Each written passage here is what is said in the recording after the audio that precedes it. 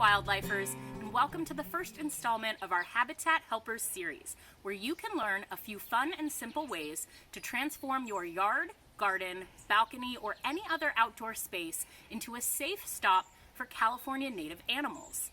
Whether you have a lot of space or a little, there's something here for everyone. So in this video today, we're going to talk about one of my personal favorites, which is this right here. But does anybody know what this is? It's actually a toad house. And you might be wondering, why would I want toads in my garden? Well, you might not know, but a single toad can eat 100 insects in one night. That's some serious pest control, meaning you can replace toxic chemicals like pesticides and herbicides with the natural pest-eating power of your local toads. Here in the Bay Area, that's going to be our western toad.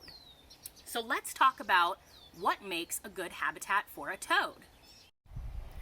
Like all animals, including us humans, toads need 4 basic things out of a good habitat: food, water, shelter, and a safe space to raise their young. Let's talk about food first. A western toad is going to eat just about any bug it can get its tongue on.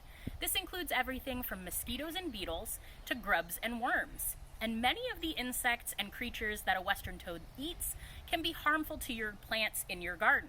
So the western toad is doing you a favor.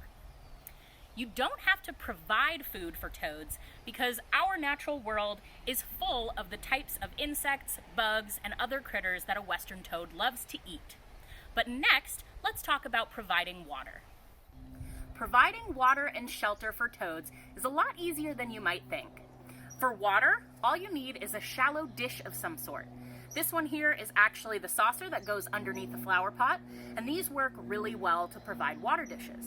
So all you have to do is place it on the ground near your toad habitats. You can also bury it into the ground so that it's flat with the surface, and just make sure to keep an inch or 2 of water in there at all times.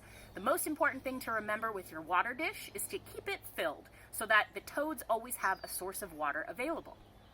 So for shelters, there's a few different options. The easiest one is to take a flower pot, and you can use a flower pot to make several different kinds of toad shelters. The first one is right here.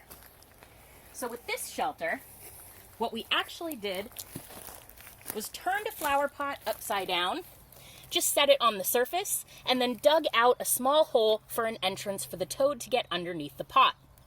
Another way you can do it is by taking the flower pot and propping one side up with rocks or stones to create a lean-to-like shelter. A third method is if you already have a broken pot at home, something like this with a chunk out of the lip of the pot, you can just flip it over, and that broken section provides a nice entrance to the toad house. This is a little bit small to be a toad house, but we had this broken pot, so we decided to show an example. Finally, you can take a full flower pot and bury it halfway into the earth. This creates a nice structure here for the toad to sit underneath. Also, if you have a flower pot at home that's broken in half at some point, you can just set that half of a flower pot onto the ground and create a nice toad shelter. Finally, when picking where you want to place your toad house, you want to choose an area that gets a lot of shade. Too much direct sunlight and heat could dry out our amphibian friends, which is something we want to avoid.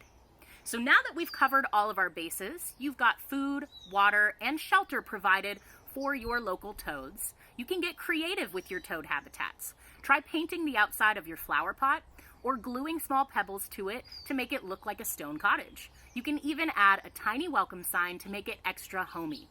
And don't forget to check your toad habitats periodically to see if you have any inhabitants.